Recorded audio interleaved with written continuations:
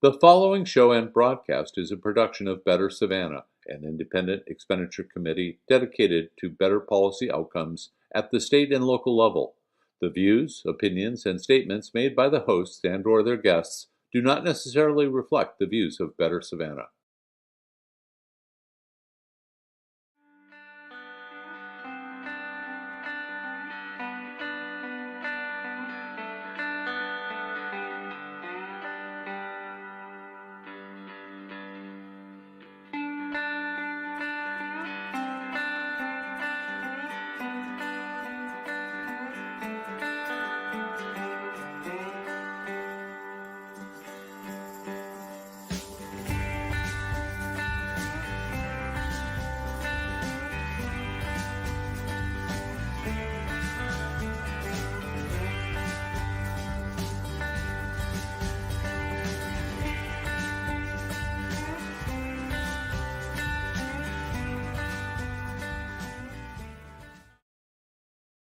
So what is an impact fee and why is it important? What an impact fee does is give us one opportunity to, deal with growth.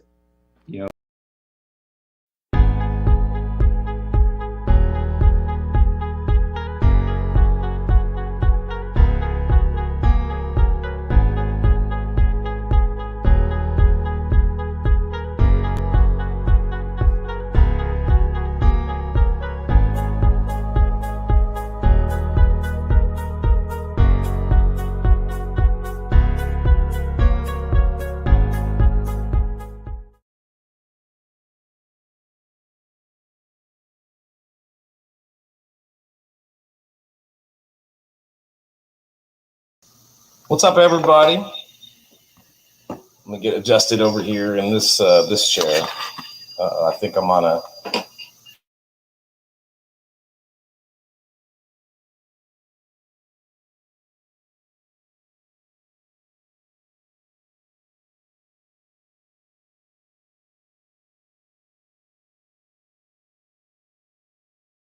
John, you there?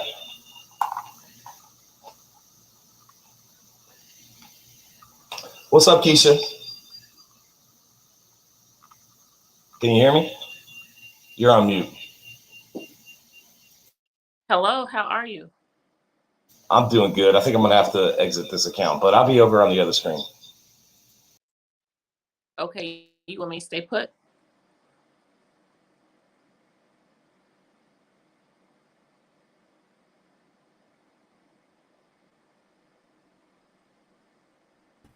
All right. What's up, everybody? Can you hear me, Kesha?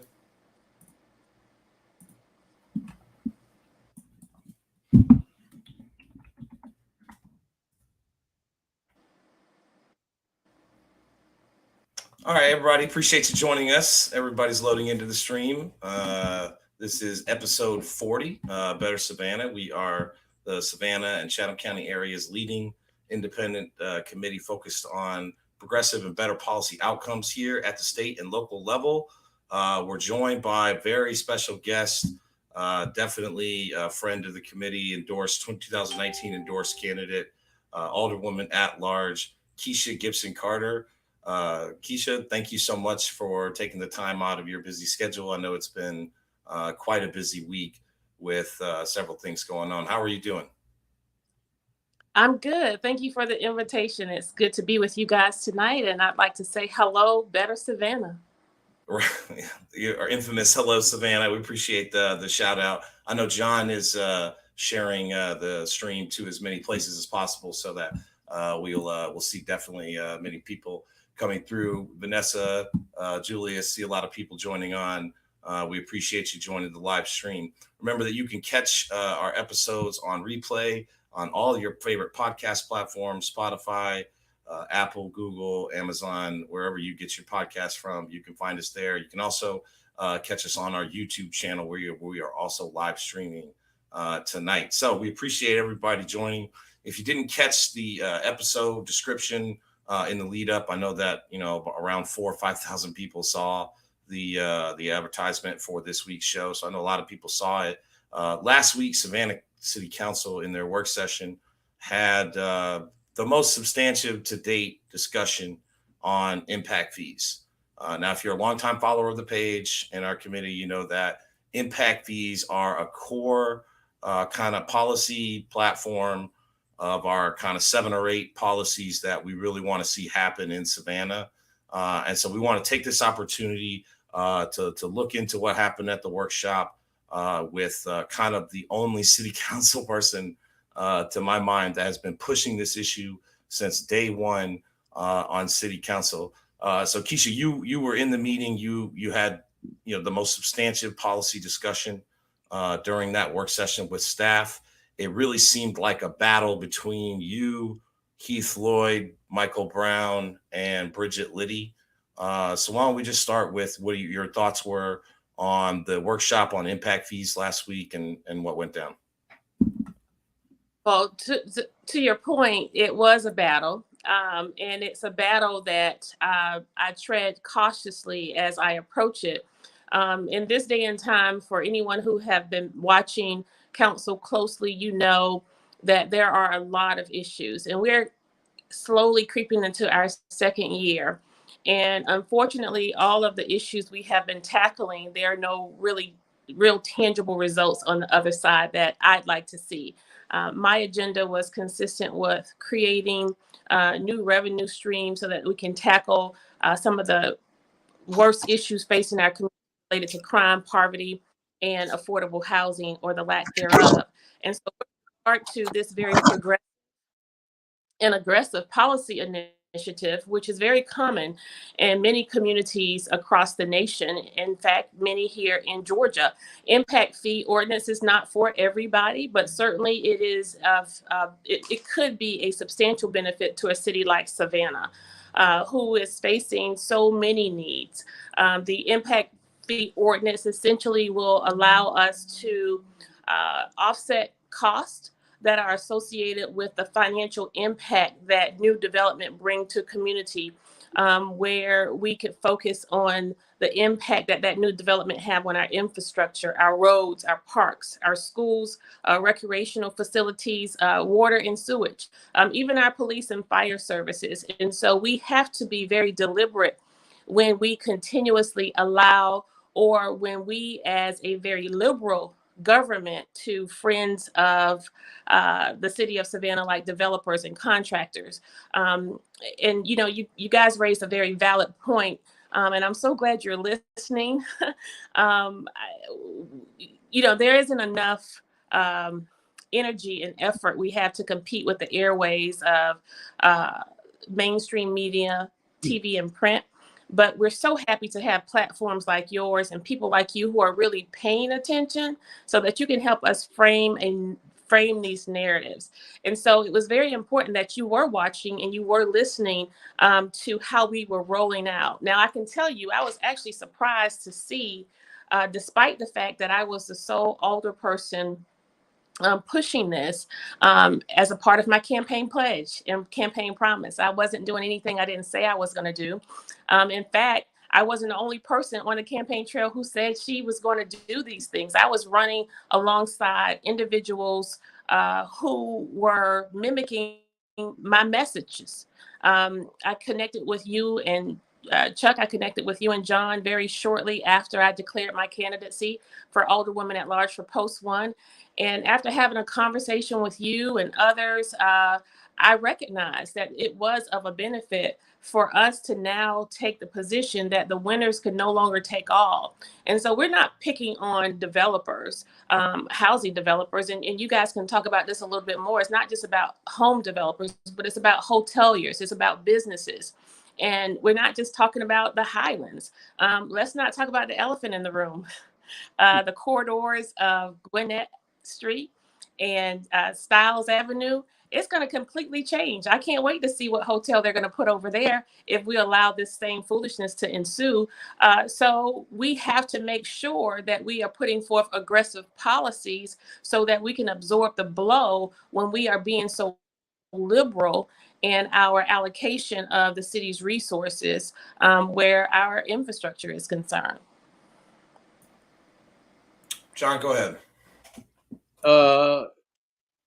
I want to echo what Kesha said, but I want I want to pay special tribute to Kesha's tenacity and commitment to better policy.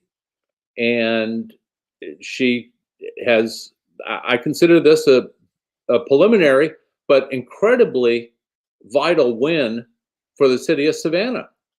Kesha recognized the importance of an impact fee ordinance. We now have that on the table for discussion.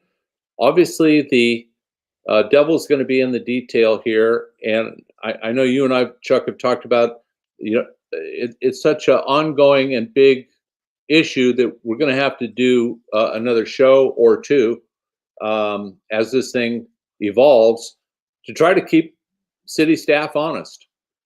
But one other comment that I'll make right now, and I'll reserve a whole bunch more for later, and that is I want our viewers to understand that having an impact fee schedule adopted is the first time when SCAD builds a new dormitory or new facility, they're actually going to be contributing directly to the cost of running the city and providing the services to 11,000 students.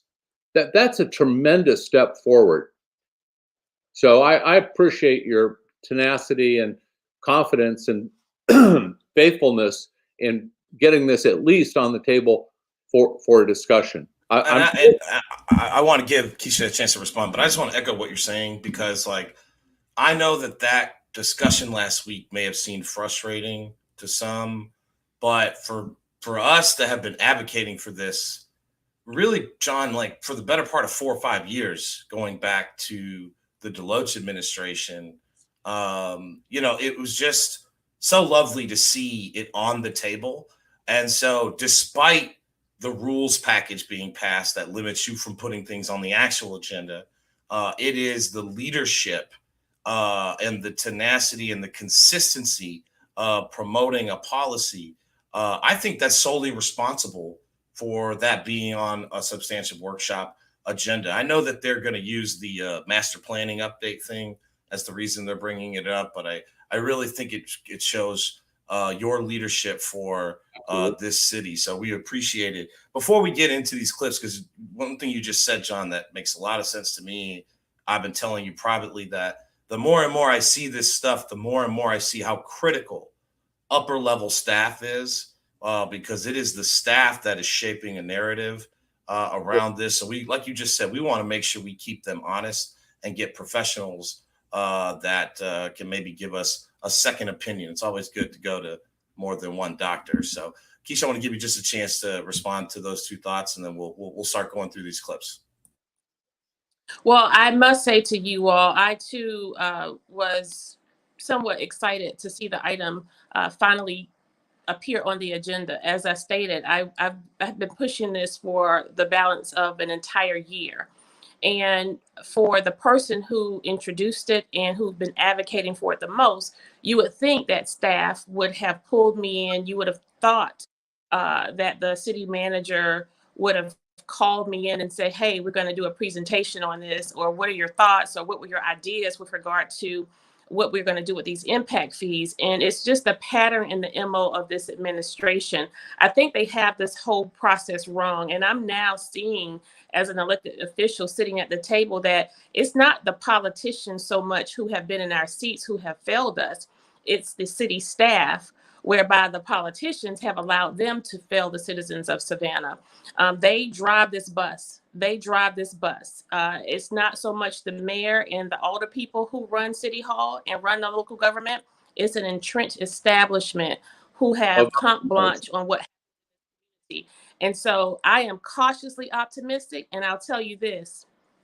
I am not easily swayed or persuaded. And so I'm not getting caught up in this excitement. I think this is a part of the slow roll. This is a part of a process to silence me, just to keep me quiet, to appease me for a little while. I have 3 teenagers, and I've been in this local government to know long enough when I'm being BS'd, right? And so we have a strong a strong gauge for that, a strong gauge. I've been around a long time, and I'm from the school of this whole notion of the cycle of violence, where I work with victims of domestic violence, where you have an abuser who abuses the person, and then they take them through this honeymoon phase and sweeten the pot, make sure you're quiet, silent, do what they want you to do, and then the abuse comes again. Well, I'm just waiting for the next blow. I'm just bracing myself for the next blow. And that next blow is not going to be a rollout that will be demonstrative of a plan, a real plan. It's just like our activists with the plastics group. When we were pushing for an anti-plastics resolution. That's something else. For 2 meetings prior to it actually getting on the agenda, I pushed, and it just automatically appeared. And so, again, it's a part of silencing those voices. And that's why your platform, Better Savannah, is so important. That's why your voices are so important. And I want to continue to encourage our citizens who are interested in affordable housing. If you are interested in poverty reduction, crime reduction, get together, come up with a plan, make a collective voice, connect with a council member who would be willing to champion your effort and put themselves out there and push the pedal on these issues. And so are we going to stop where this impact fee ordinance is concerned? No. We're going to push for the next steps. Just like with the plastics resolution, we have to see the next step. After adoption, what does implementation look like, and what is the timeline for such? So we don't want to be slow roll, because we know when a developer comes forth, when a contractor comes forth, when it's time for a bond, guess what? Those decisions happen expeditiously. It happens right away. Someone said today, we were in executive session interviewing for our city managers, and one of the council members said, well, I've had to tell my residents, I tell the citizens of Savannah that poverty reduction, crime reduction is not going to happen overnight. You just have to wait. Why do citizens have to wait? When do we ever tell developers you got to wait for this bond? When do we ever tell developers you got until we make a decision? You know, it's a slow roll for everybody, for all of the citizens, but for everybody else, the winners are continuing to take it all.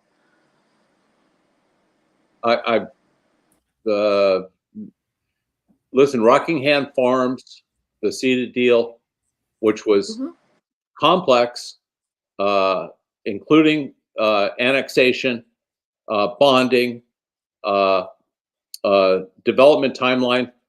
That all happened in about 60 days, and it was it was pushed through. In our first 60 days, we didn't do anything to help reduce crime or poverty or wages. In our first 60 days, we issued a bond. I'll never, you know what? This is a repeated history. So I've talked a lot about the Kessler deals because I was on the bond authority at that time. Bond is allowing someone to use the city's credit card. We correct. Yeah. Like when we issue a bond for a developer, it's because, you know, they can't get that financing in the private sector, or it's too expensive. And they're putting some public value up as the reason why we'll do that bond. So I'll never forget. And I've said this before. I've said this story before on this show, right? Last week of May in 2016, it's Eddie DeLoach's first year in office. One of the things Eddie DeLoach ran on was that Stephanie Cutter was going to go, right? Eddie DeLoach ran on that, and he did it, okay? Now, a lot of people on council, including the mayor, our current mayor, you know, wanted to see Stephanie, because Stephanie had given like 30 years to this organization. I mean, she didn't come from out of town. She was a lifelong, you know, city worker. So, you know, they wanted to give her a good sending off. And so that same week in May, they announced her retirement package. And then she recommended approval of the Kessler bond. So last week of May, before Memorial Day, we voted on the bond at the end of July, right? So again, 60 days in and out, done. So I think that story is correct. That's a very common thing with this city government. And they'll say, oh, well, behind the scenes, we've been talking about it for years. Well, I don't think that's really good for the public. But again, this show is going to be about impact fees. So I want to get into these clips. These are all between about 50 seconds and a minute and so long. And we're just going to delve in and keep talking about this issue and how it's being framed. Chuck, are we gonna talk about them individually, or are you gonna run them as a? No, just I've got like, let's see, 1, 2, 3, 4, 5. I've got like 5 or 6 here, so we'll do them as we go, and then we'll talk about it on the other side of each one. Okay. Okay, good.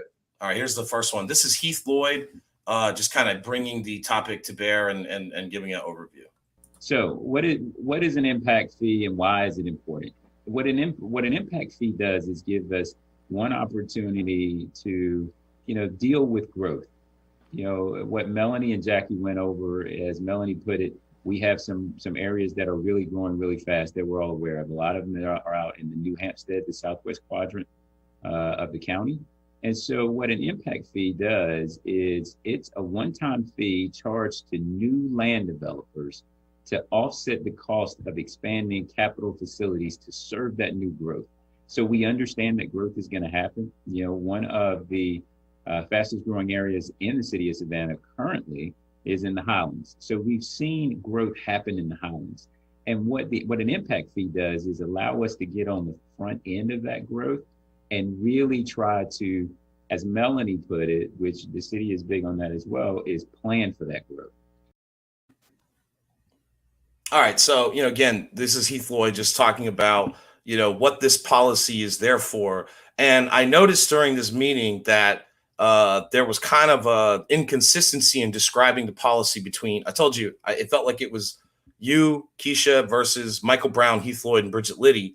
And all three of them were kind of dancing around each other in terms of like how to describe what this policy is for, who it's for, what it's for. But that basic line thing he just represented there is that this policy is to get fees up front to help mitigate the general cost of growth in general. So every 5,000 or 10,000 homes you build, you got to build a police station or a fire station, right? These are all different things that have to be paid for. And this is just like a new revenue source to pay for things that we're already providing. Do I have that right? Yeah, you do. Yeah. People need to understand that the base property taxes that will be required to be paid after a home is built, sold, and occupied is really only enough money to pay for the operational costs of providing services. It ultimately is not enough to finance the capital projects, the fire stations, the police precincts, the police cars, the fire engines, the ball fields. The tangible capital projects are not covered in that property tax collection. So we have been, and I'm probably getting a little ahead of us, so I won't go too far. We have been relying on sales tax and other revenue sources, which it's not as just or as fair or as equitable as passing on some of the capital costs to those that want to move here, those that want to visit here. And we have been essentially giving a bonus away to the development community for 30 years. So I'll stop there. This will fix that if it's done correctly. The other thing that I want you to consider related to your recognition of the sort of song and dance trio of the staff, Chuck, is the fact that they probably were still reeling from the fact that the outgoing interim city manager, Pat Monahan, expressed to me upon my initial presentation of an impact fee that there was no need for an impact fee and that Savannah would not garner a benefit. I think I've got it on the clip later. No, you nailed it when you said that. I mean, I got to find that clip with Pat Monahan from last year where he says, "Oh, that's the star clip." But it's again, it's a lot of manipulation, the maneuvering, and just to tell them what you think here. Shenanigans it's a dodge. It's misdirection. It's purposeful. It's not accidental. And when we ultimately put up the slide about permitted new construction over the years, you would think that Pat Monahan was marooned on an island. Yeah, let's pull that up real quick, John. I've got that over here. Let's see. Here it is. All right. So I know that our faces are behind here. This is annual construction, commercial and residential, right? By year. All new construction in the city of Savannah permitted by the city by year. This was as of August of last year. This is old, you know. And I mean, like, just to show you people, I mean, you can see if you go back to 2008 to 2009, you got the economic recession, the Great Recession. You know, we're not in 2009 anymore, folks. You know, look at 2019. Yes. Let's make this point. When Pat Monahan told Kesha that it's too late for impact fees, there's not much left to develop or build. Okay. The year that he was saying that was, how much was 2019, Chuck? 707. Well, he said that in 2020. The election was in 19. Right. So I mean, he's saying that coming off the record year of permitted construction of $707 million of new construction in 1 year. And he's telling an alderwoman at large that there's not that much construction going on. Nope, nothing left to do. Right. So one other photo I want to show, and you know, the video quality of the city of Savannah. I don't know how much you guys are spending on media and internet connections, but you know, the graininess of the video was really something to work through as I edited this. But this is Bridget Liddy is going to talk about this in the next clip. This is the map of counties and cities who are using impact fees. And she dances around it without ever mentioning that our direct neighbors, right? Effingham, Bryan County, Liberty County, you know, or I think that's Long County rather. They are using it now. These policies are already in place in our area, in our neighbors, you know, and these are conservative counties. These are counties that voted, not that this has any bearing. These are counties that voted for Trump like 70%, you know? So this isn't a liberal policy. Right. This is a best practices policy. Yeah, it's looking out for our residents policy. You know, it's being a good fiscal steward policy.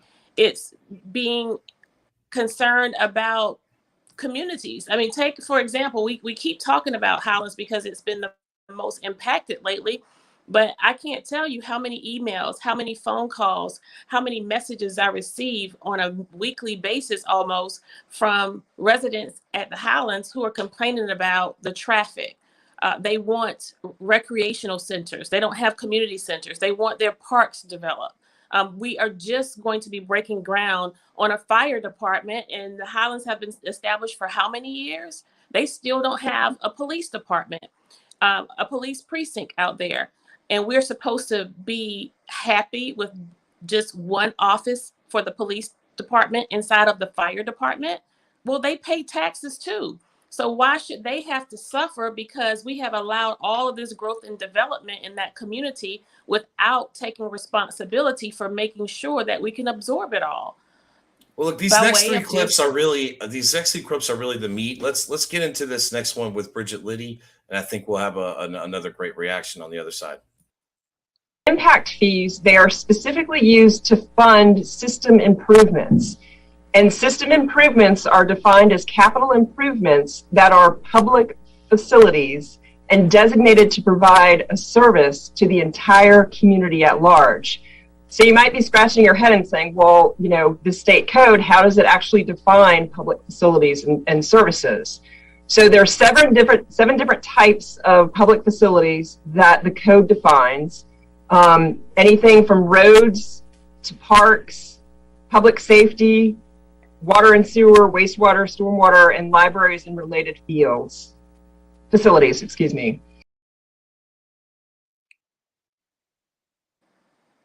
I'm on mute. Sorry. She just broke down those 6 areas. John, you and I have been talking about this for a while. So there's these 6 areas, you know, public safety, parks, rec, you know, that they're kind of like buckets that these monies can be used in.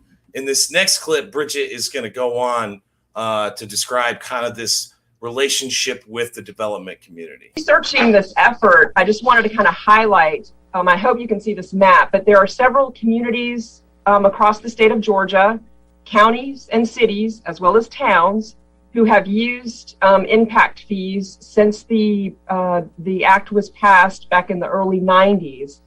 Got a total of about 51 entities across the state that use them. Atlanta is a great example. They started theirs in 1993, and other examples that are across the community. All right. Sorry, that was the one where she is talking about those communities. So again, not mentioning that our neighbors have been using them.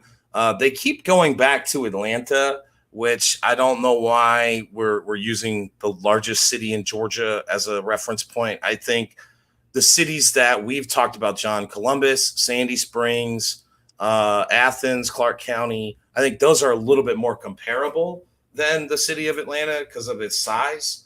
But Kesha, what are your thoughts on, how they're framing that, this isn't, really something that's used in our area at all? They didn't even mention our area.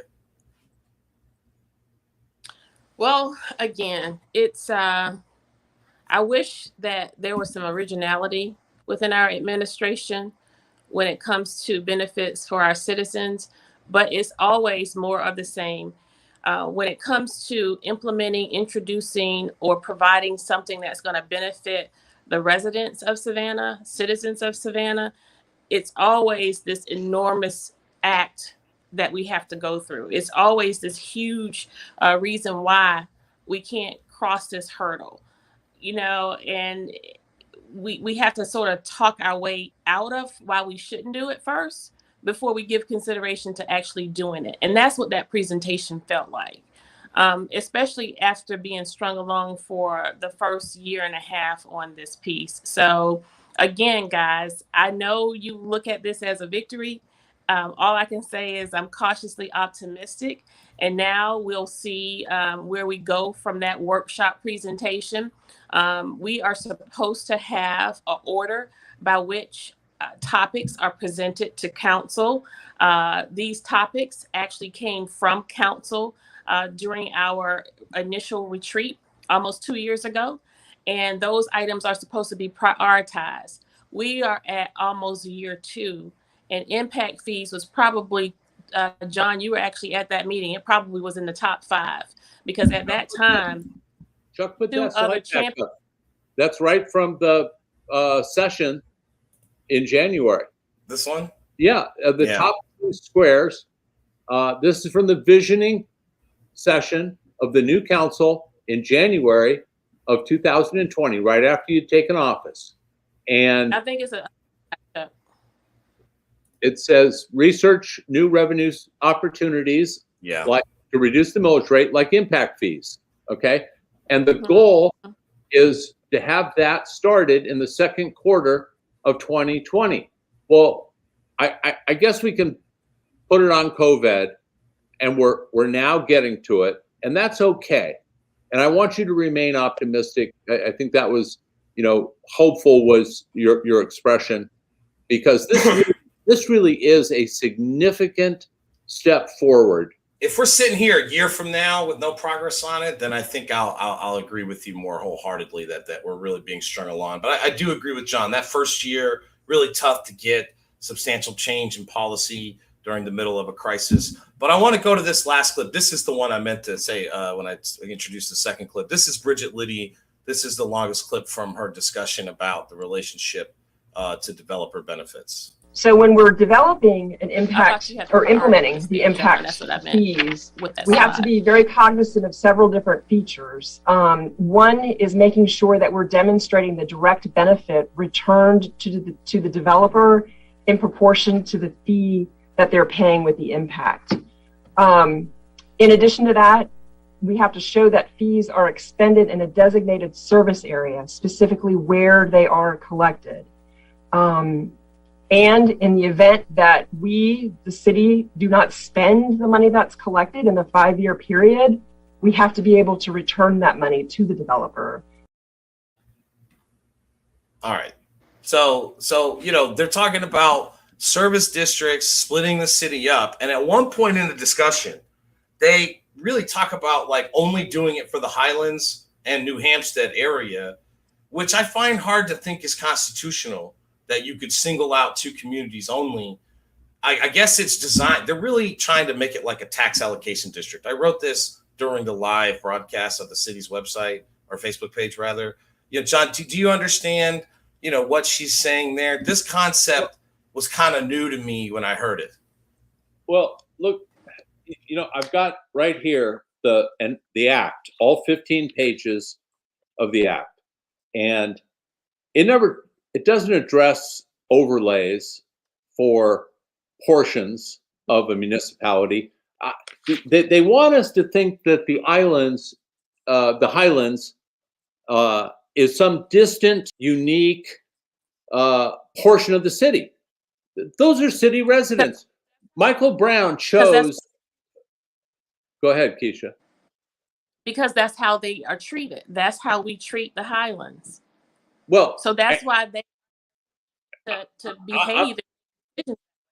Yeah, I'm saying that context and that treatment is wrong, is done by design, because what they don't want, and where I think they're going with this, is they want to limit impact fees into a little tiny portion of the municipality. Well, I'm telling you, the people that are going to live in that portion of the city are going to come downtown and use Forsyth Park. They're going to go to the Cultural Arts Center.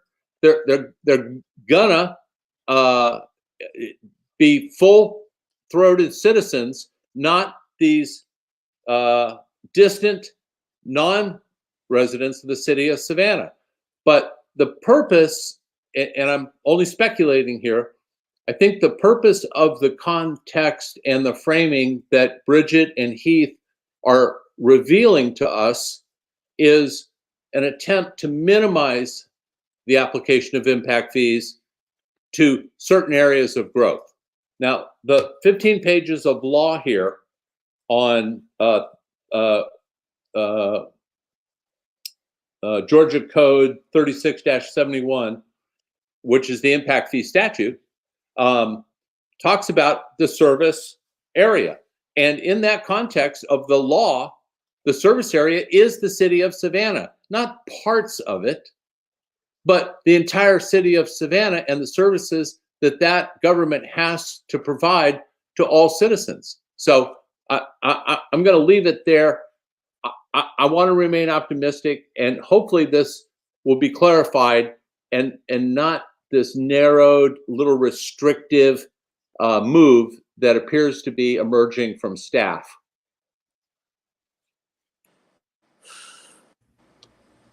Go ahead, Kesha. I have no words. So you agree with my assessment of perhaps what's going on, and I emphasize perhaps because it's a long road between this initial last Thursday, the 27th preview, to writing, approving, and implementing it.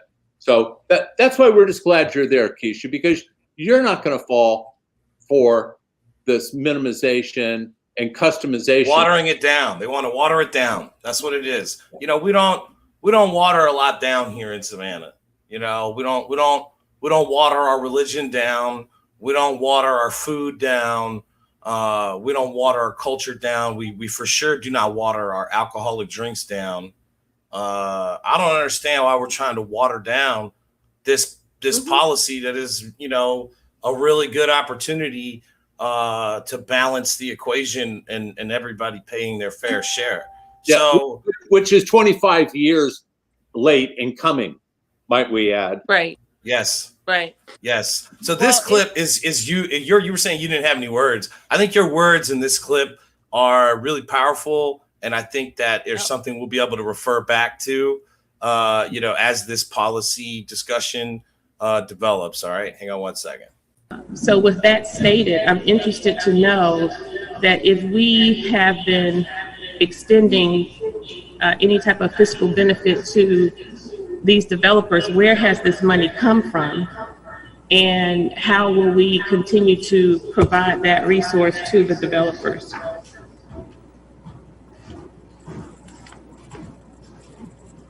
Mr. Manager? Yeah, I don't, the question is. The question is, what benefits are we paying to the developers now? The developer's benefit would be that they would have a product, houses and streets. The homeowner is going to pay their cost of that subdivision, the streets, the water, the sewers, the sidewalks, the traffic. They'll pay their share of those improvements. This adds an additional amount. Many of our schools, for example, have been built with SPLOST funds. This would give them that tool, but they'd have to opt into this process and get money from it. So in a sense, yes, our developers are getting by with that. This adds a tool to say, now here's whether it's a road, whether it's a park, a fire station, they could contribute to that cost through the price of the houses or units that they sell. I guess they get the benefit of that, but so do the residents, and ultimately we get some benefit by having properties that we serve and from which we obtain taxes. I just love that. So what they're saying is that we've got to show that these impact fees have some benefit to the developer. And again, I am just so thankful for your critical mind on council, because immediately you jump to, well, we're already paying for stuff that the developers enjoy that make their finished product a saleable product in the marketplace. So what are those revenues now that are being used for that development, that infrastructure development, and where can we replace those revenues with this new revenue stream of impact fees? Did I get that frame of mind correct? Yes, you did get it correct, but I don't know if we received the adequate answer from the city manager. I still am wondering. Oh no, absolutely not.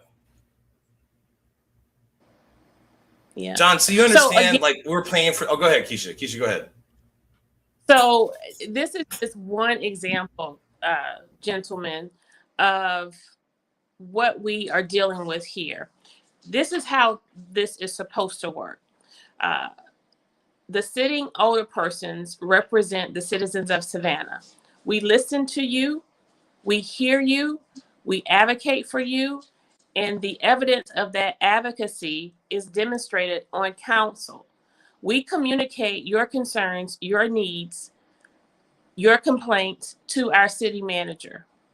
The city manager presents back to us options that we vote on and that we give consideration for, and we make a decision on it. Here, that's not how it happens. We are just at the liberty of whatever interim city manager we happen have in office, whatever the establishment have for the agenda of Savannah, that's in fact what happens. And so what we end up doing is fighting and clamoring for position, fighting and clamoring for a voice of the people on council. And that voice is not for trivial things. I did not come to City Hall to advocate for things that I could have advocated for outside of this position.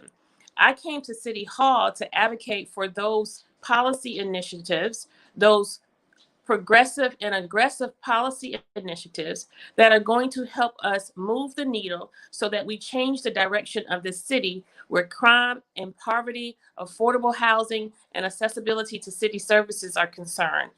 More importantly, we want to also make sure that we're taking great care of our staff. Our staff cannot make good decisions without good leadership. And right now, we do not have good leadership, and that's why our staff continue to make poor decisions. And ultimately, the citizens of Savannah are suffering. So I'm dog sitting, y'all. So every day, we have this leadership. Every day, this administration is at the charge. It's setting us back another year. If you can imagine that. Every day that we spend with leadership in this administration, as was the past administration, it's setting us back farther and farther and farther. So when we come into new leadership, if you will, we're going to inherit a mess.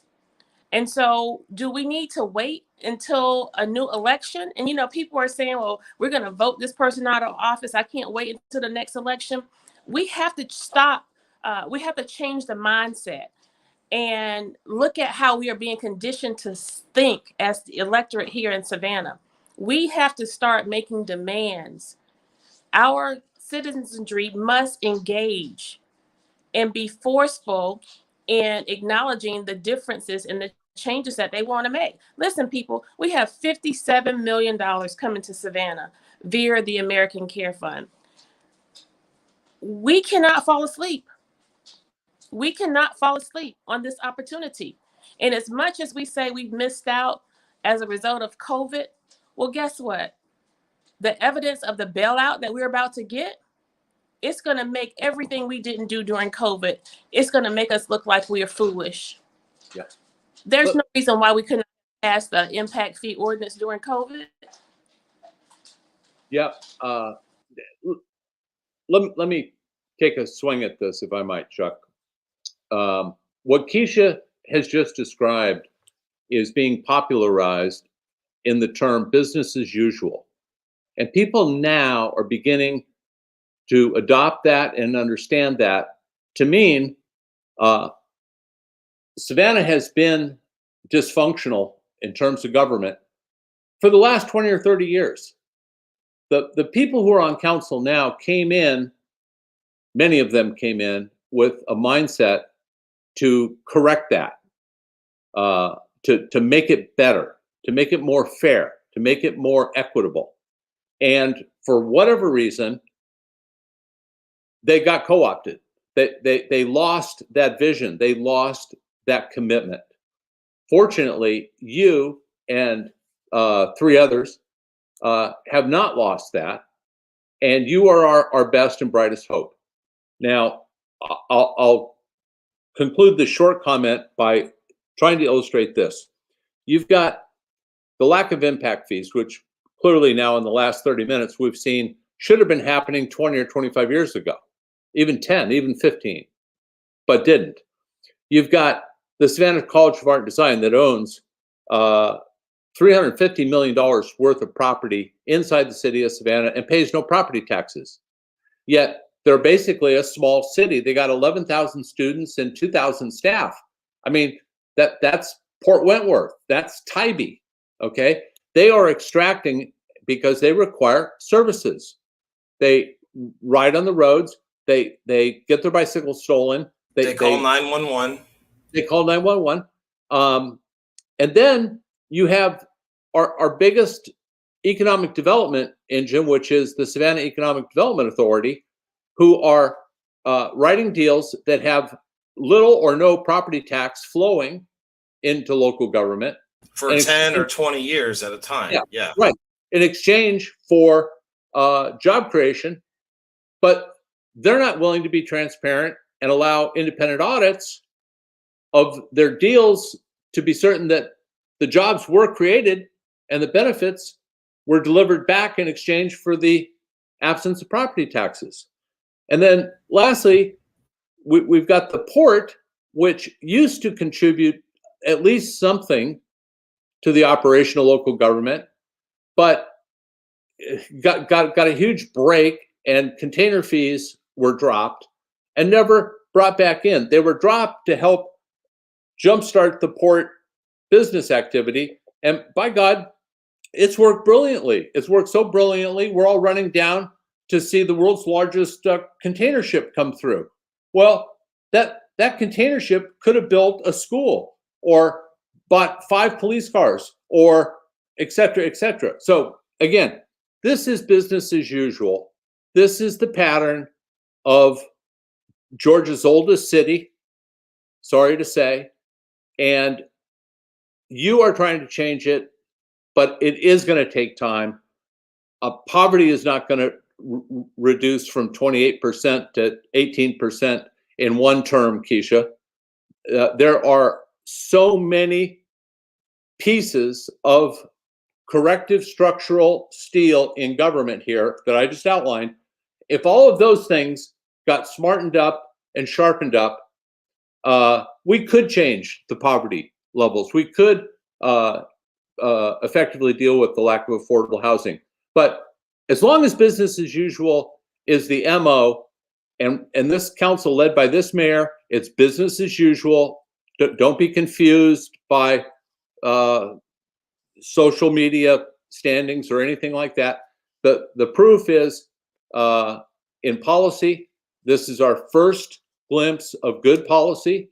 I hope it doesn't get derailed or watered down, to use Chuck's expression. But business as usual is, I think, what you were describing, and I'm going to leave it at that. Well, I am inclined to think that we can change the direction of Savannah. We can change the rate of crime, poverty. We can increase affordable housing, and we can do it as expeditiously as we give bonds. We can do it as expeditiously as we extend legacy contracts. We can do it as liberally as we waste money every single day.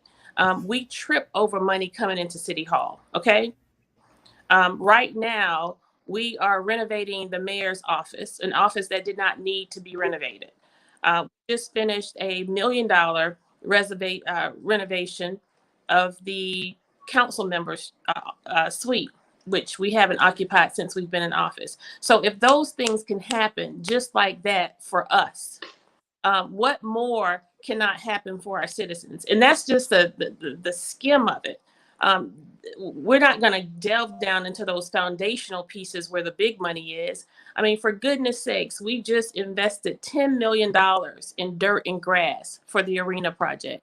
Do you know what $10 million can do to eradicate crime? Do you know what it can do to eradicate poverty? Why can't we change it quickly, John?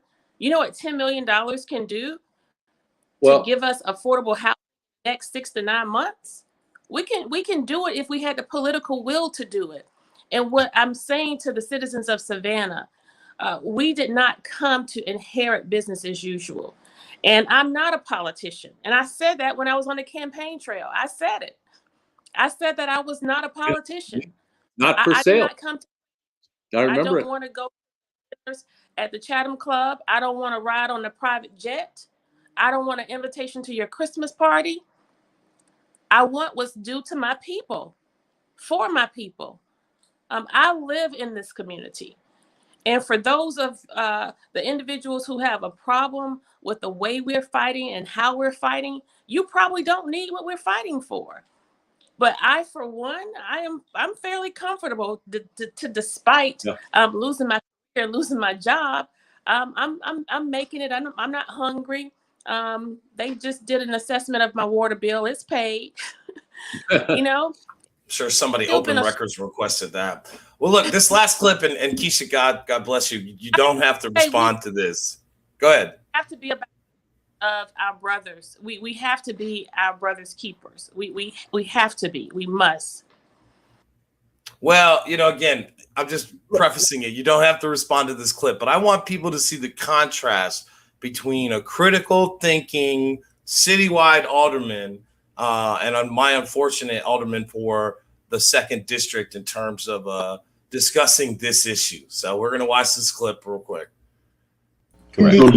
So legally with, I guess this is to add on with Mr. Lovett, legally, would anyone come back and call it a form of extortion if they're paying 2 different things? I just want to, just questions that's out there that I know it'll probably come up. Alderman, if you see that list that I think that was posted both by NPC and by Bridget, that impact fees governed, as I recall, schools, libraries, fire stations, parks. You'll notice water and sewer was not in that list. So good question. They're similar, but one governs those 7 new criteria or categories. Water and sewer are not in that. And I just want to quote the greatest president of all time, President Jed Bartlett from the West Wing, right, John? You know, that's a 9mm mindset in a .357 caliber world. Yeah. You know, like why would the city staff be presenting this whole thing, why would they be wasting your time in a workshop if this was going to be some illegal extortion? I mean, you can't in one breath extol the city staff, talking about how professional they are, and then on the other hand, have some comment like, are you sure that we're not about to extort these developers? I just thought that was ridiculous. It caught my eye, and I just really couldn't let that go without saying, sometimes it's better to let people think you're a fool than to open your mouth and remove all doubt. That's just my opinion, though. All right, I have one thought after watching that, and it's very simple.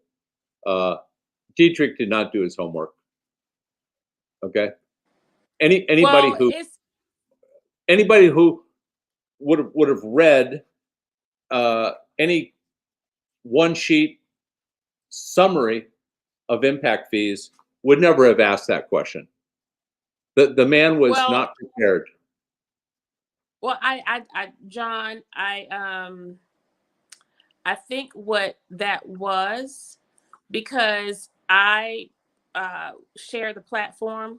I shared many stages with Alderman Leggett during our campaign, and that was probably the most substantial part of his stump speech, impact fees. Yes, if I it was. didn't hear him say it, I heard him say it 20 times. And so I don't know that it was so much he didn't do his homework, because I believe sincerely that he, at least at one time, knew better. But it's what happens when you get somebody else in your ear. And that's the one thing that I found in arriving in this arena. Many politicians enter political service with a spirit of altruism. I truly believe that almost everyone who enters public service do so with good intentions. They want to do the right thing.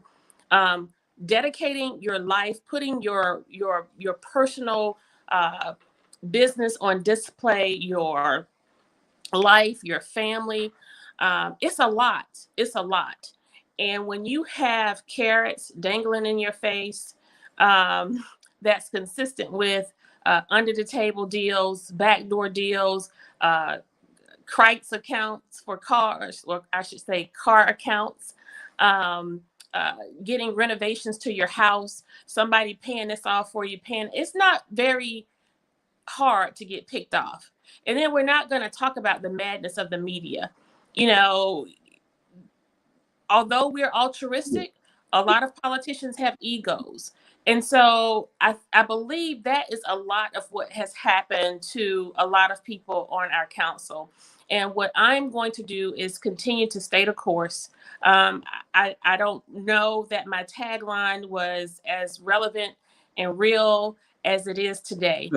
Who knew? When I said, yeah, who knew that little realtor sign would resonate so much every single day? And have I been tried? Have I been tested? Yes. But all you have to do is say no and be committed to the people. Because at the end of the day, again, we live in this community. These are our people.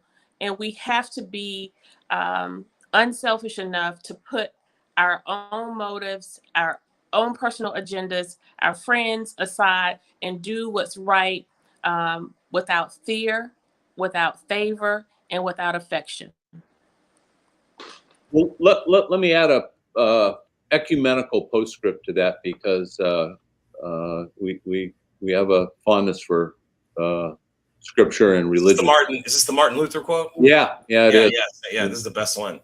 Well, in 1524, when Martin Luther started the Protestant Reformation and tacked his thesis to the church doors, shortly thereafter, he was known to say, send your good people to the new church, but send your best people into government.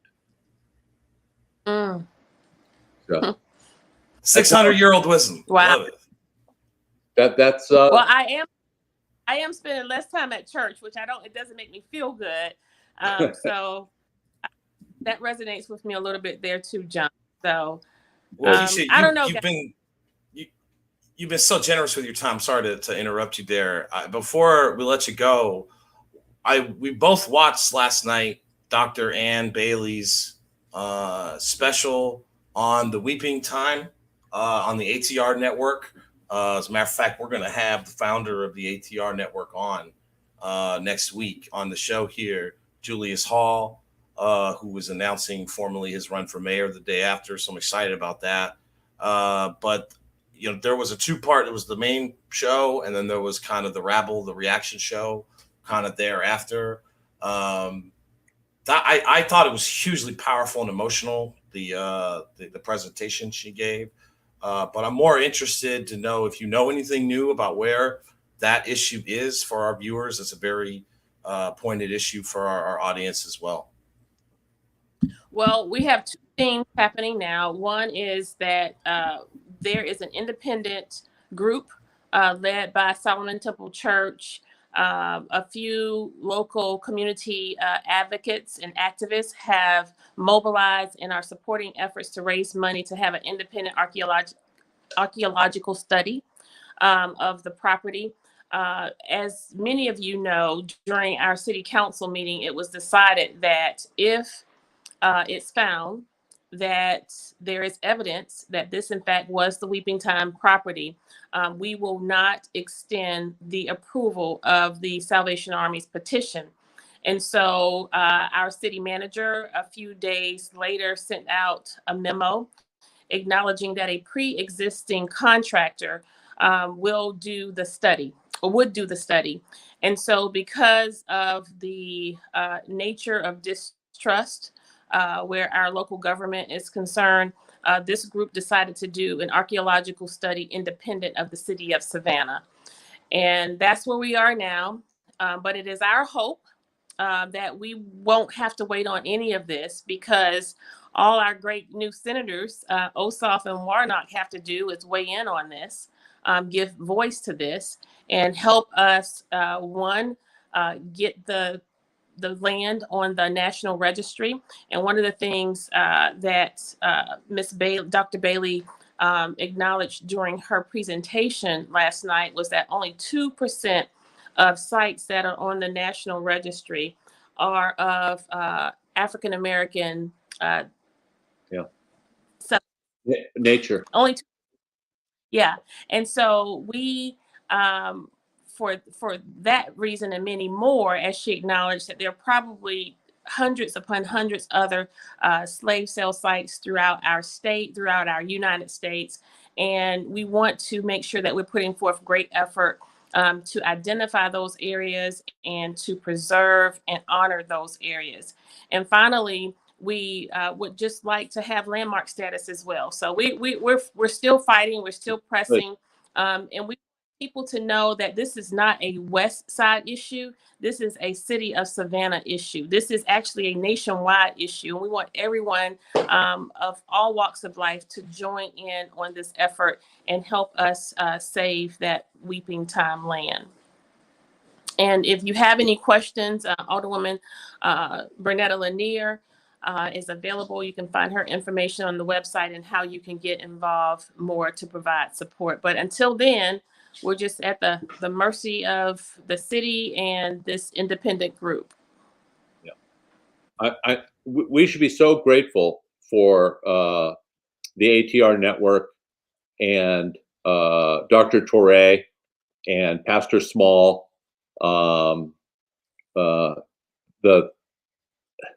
The issue gets attention, it gets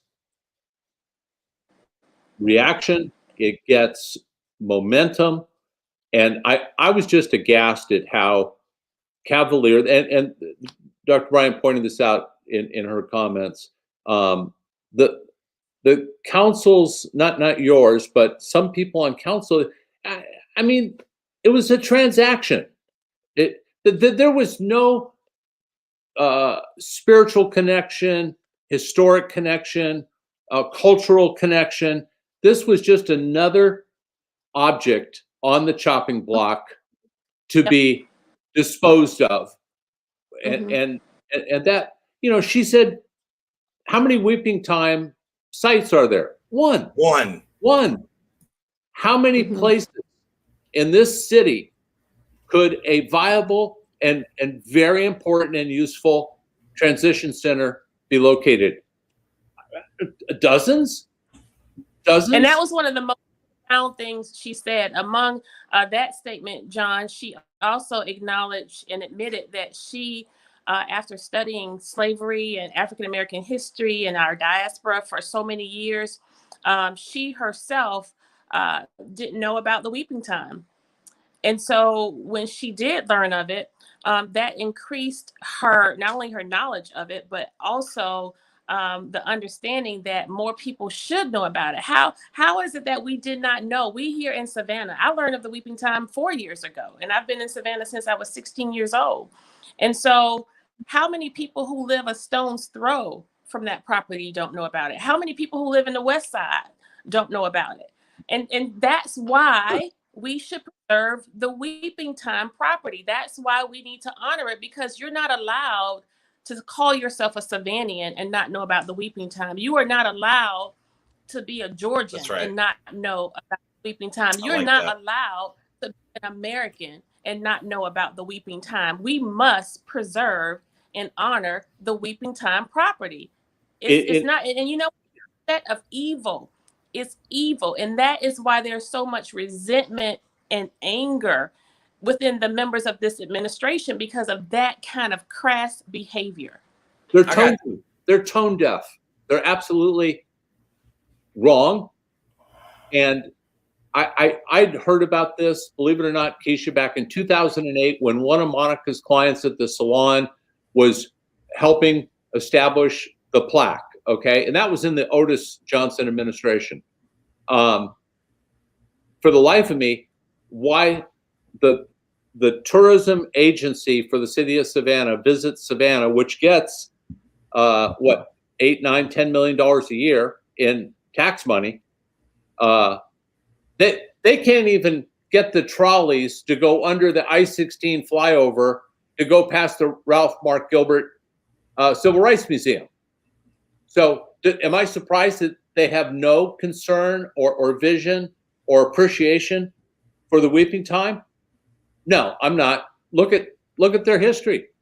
Their history is just crass numbers and commercialization. There's no sensitivity or humanity, or you know, we're in a period of reconciliation and reflection now that America needed to go to and get into, and it's a long way from finished. So we're just the switch on the side of City Council that says, well, let's just put this on the chopping block and dispose of it and move on to the next item on the agenda. It's reprehensible. I got two things. Go ahead, Kesha. No, I was going to say it really is. And it's, you know, that's just a consistent theme with this administration. That's the culture, and that's the theme. And that's why we see this consistent pattern of lack of representation of our citizens. The Weeping Time is just one example. And I knew that one of two things were going to happen. People were going to wake up, and the tides were going to begin to change. Some people have awakened, and the tides are changing. You don't have as many fans following the flame of popularity. This Weeping Time decision really exposed people for who they really were and who they really are. And so now there are individuals who were those who doubted that we knew what we were talking about and fussing about, and we were just being whiners and complainers. They're now starting to see through. And I hate that this was used as an example. And I'm hoping that we can save the Weeping Time somehow, despite all of that. I hope minds change. People don't have to be replaced. Minds and hearts just have to change. And to the extent that could happen, I'm going to remain optimistic. And if they don't, then there are other ways to deal. All right, I got two things I want to finish this topic out, and then I promise we'll let you go. I really appreciate you being so generous with your time with us tonight, Kesha. the one thing that your council, in making the decision to delay the special use permit until archaeological studies, was to quote unquote determine if this is the property. And in her presentation last night, Dr. Bailey made it clear that the Weeping Time sale was not this property, but that this property was where those humans were stored before they were sold. And so to look upon this land as insignificant because the sale of those humans did not take place there, but they were stored there prior to a sale. Yeah, I find that to be so crass, very not understand. It's like if in Dachau they want to build something over where the Jews were held before they got, because this is not where the gas chamber itself was. right. Right. I mean, this is the equivalent of that argument. And the other thing that I have, and I want to show one more clip because I've seen some of your colleagues on council. They are pitting this as if you are for preserving this land, you are against the homeless people. And that type of false choice, that type of binary world, one or the other, 0 or 1, is completely unacceptable from 21st century political leadership. If you cannot have nuance, then you don't deserve to be there. So before I play this clip, I just want to let you guys get a chance to respond, because this is definitely a topic that's heating up again.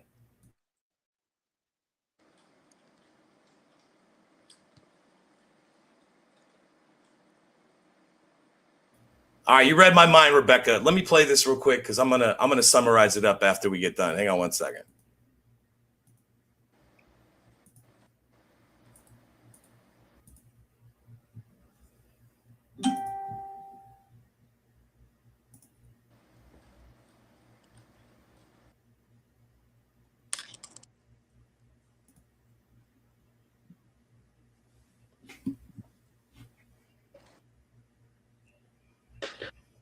Just need the audio, Chuck.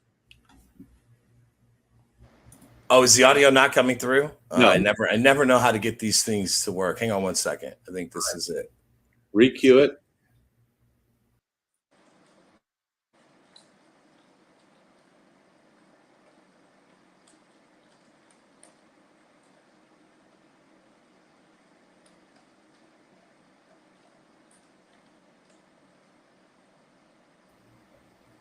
All right, well, that didn't work. I'm still trying to figure out StreamYard, y'all. I'm going to put a link to this discussion. Let me just summarize it, okay? Yeah.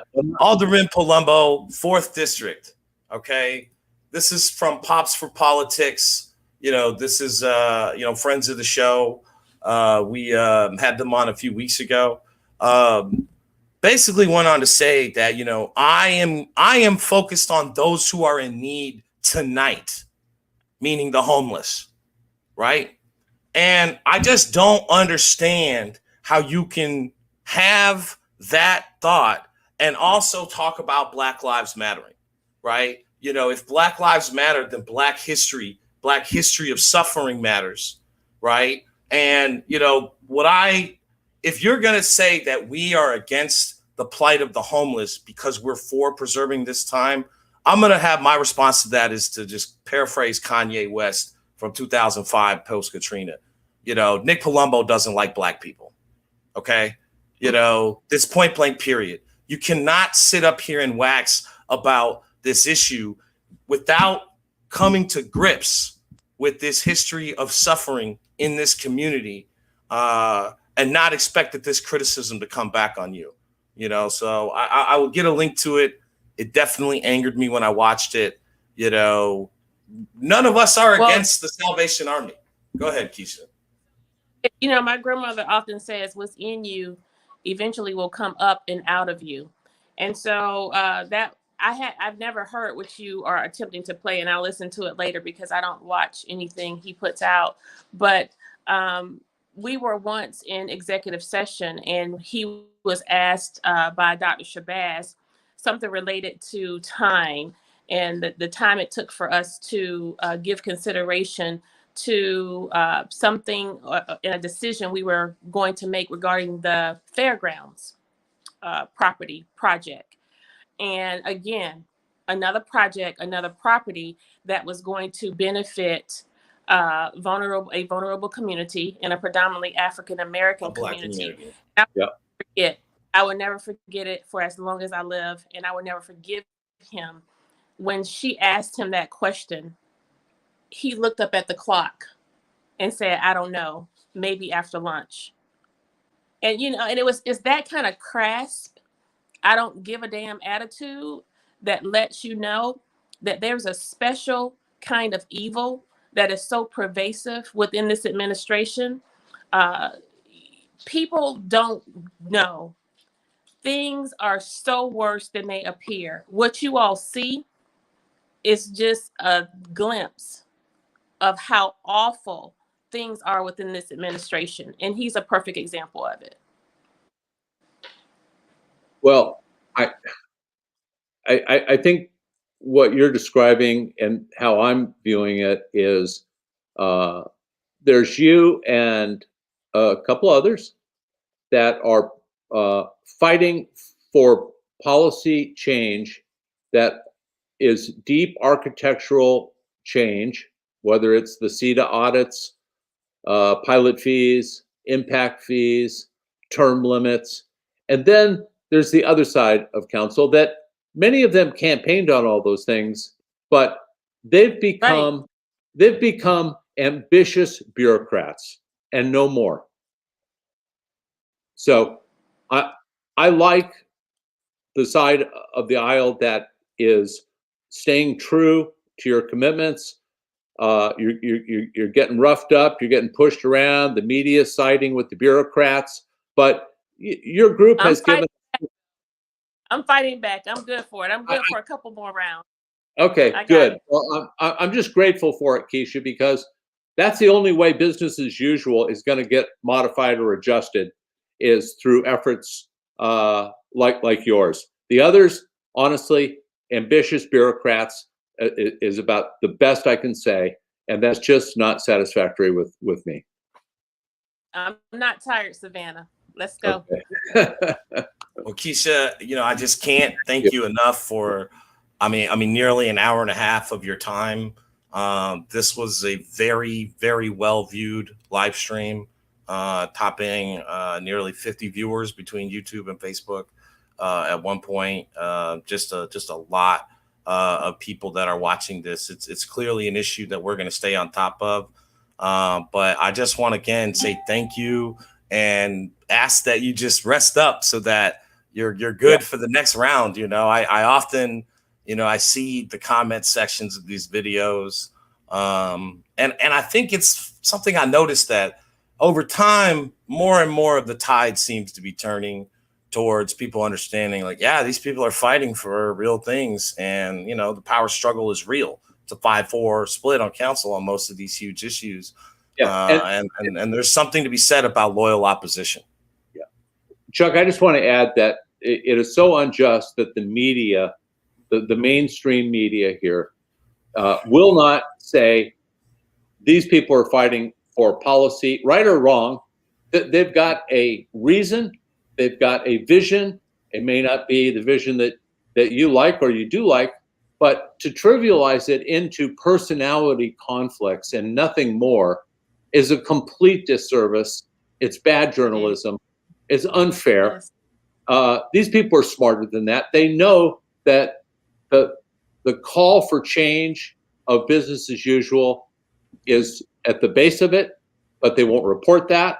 And they want to minimize everything and trivialize everything. And that's a disservice. Everyone should subscribe to the Savannian. They should watch the ATR network. They should follow us and our YouTube channel and podcast, because hopefully, people will see that we are credible. We have vision. We want what you want. And Kesha, congratulations on getting impact fees to the floor finally. You deserved it. You worked hard for it. You never lost hope in it. And congratulations. Just one more point on the media before. I was going to say, for as many years as this media let Tony Thomas have a pass, it just shows the racist backbone of the economics of this city, that they would let him go for 20 years with all the rumors and speculation and depositions and charges. And in less than 6 months, character assassinate this woman for just trying to make change for people. Right. Well, Chuck, I think about that. And of course, I think about it often. And I've had an opportunity to give it considerable thought. And the one thing that makes me okay is that, I relished in being Savannah's golden girl for over 25 years as one of the nonprofit leaders in this community, a very good one, in fact. And I saw how when you are doing what people want you to do or think you should do, and you're going about it gingerly and quietly, you're not bothered. But the minute you switch to a side or you elevate and you give voice to an issue, you give voice to a concern, and you fight back, you step up, you stand up, and you speak out, you become a threat. And so in as much as it's my gender and my race, it's also because I am a threat. I'm a threat to the establishment. I'm a threat to status quo. And I am a threat not for any self-gain. I'm not getting anything out of this. As I stated before, I lost my career, I lost my job, and I'm reduced to an annual stipend of $25,000 a year. Whenever I step out of my door, pick up my phone, or return an email, I'm losing more money than I get doing this job. Of right? course. And and so I'm happy to be supporting, of course. This is your shirts. Happy to be supporting. And I almost get emotional about this, but people don't understand what Kesha's job was. Kesha's job was to go to these business people and help them whitewash their name in this community, so that victims of rape might have just a little more resources to fight against that horrific crime. And so when these business people needed to have a good public relations campaign by donating, Kesha was the most popular woman in town. And now that she has stepped into the arena to make public change for all of us, all of a sudden she is this public enemy number one. And if people don't understand that, then I don't think you understand the history of racism and misogyny in this country. And you definitely don't understand this winners take all, where these companies and these people, just use their equity and their assets to be able to buy good names in the community. It's disgusting. Yeah, and and it's I say in one breath it's all good, but it's not.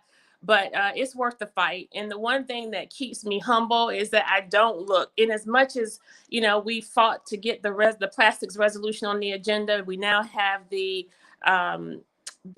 impact fee ordinance on our workshop agenda.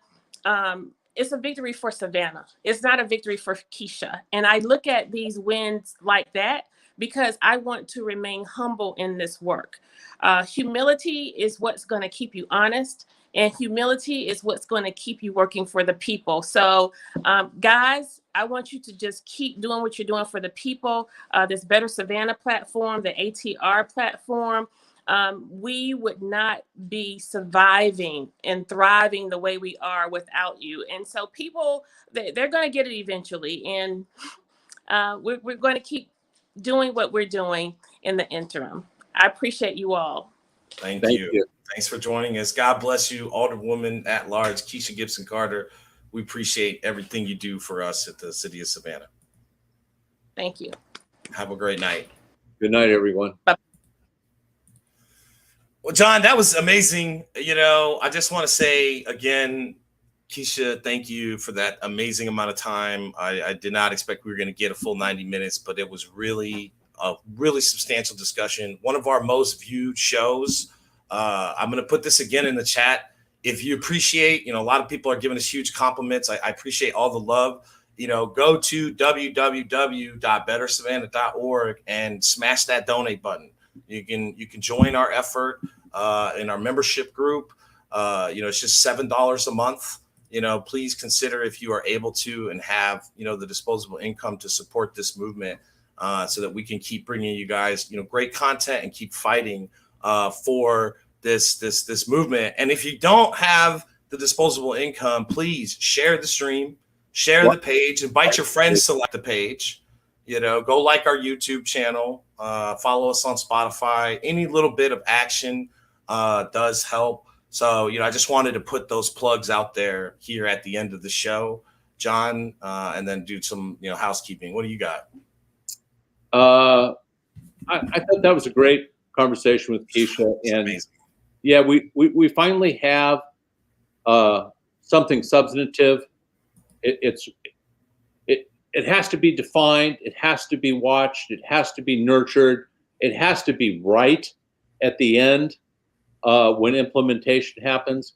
And you and I have talked about spending our own money to hire an attorney to look at the impact fee ordinances to be certain it's not getting sideways and back into the favor of builders and developers. So we're doing our part, and we need your hand. We need your help, and that membership means everything to us.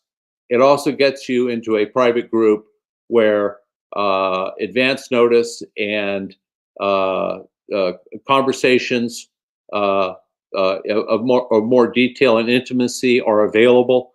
So there is some value there. But if you never even go to the members' private page, just know that your $7 a month makes a brighter future and puts a dent in business as usual, because that's what we're all about here. And we support the politicians and the candidates that share our views, our platforms, and our policies. So thank you. Thank you guys so much for stopping by. Just a couple of housekeeping notes. Like I mentioned earlier, we have the founder of the ATR network, Julius Hall, on next week's show. We're going to talk about ATR's development. They are quickly, surpassing to be one of the most kind of interacting pages around politics in the Savannah area. I kind of keep track of all of the pages in town that are doing regular content. So that's a huge, project that he's undertaken this year with a lot of success. And he's also announcing his run for Port Wentworth, which is a Savannah area suburb, right directly, next to Garden City and Savannah and Pooler. And we're going to have a great talk with him about where his campaign is headed. The week after that, we're going to have Chuck Watson on the program. John, last week, after Reverend Francis Johnson, Dr. Johnson, left our show, on the last segment, we talked about that record riverboat coming in and docking, the Marco Polo. And we featured Chuck's blog, Enki Research, probably the most followed, scientific, especially about hurricanes, just really probably what Chuck's most known for. Yeah. But he is one of these superhuman smart people that I think can add some gravitas and legitimacy and academic background to a lot of the policies we're talking about. Because again, these aren't liberal, they're progressive in the sense of progressing forward, right? Progressive in terms of this is what other cities are doing. This is what other port cities, other coastal communities are doing. These are best policies. So I'm really looking forward to the next 2 weeks of shows. Beyond that, we're still going to start scheduling interviews with some statewide candidates. But, we will probably shift back to local. We got a SPLOST election for the school board coming up, and they're talking about lowering the millage rate, which I thought was very convenient, John. But we'll talk more about these things coming up. And we just, again, want to reiterate, thank you guys for watching. Please share, and subscribe and rate us wherever you view us on Facebook, YouTube, Spotify, Amazon, wherever. We appreciate it, and we'll see you guys next week. Have a great night.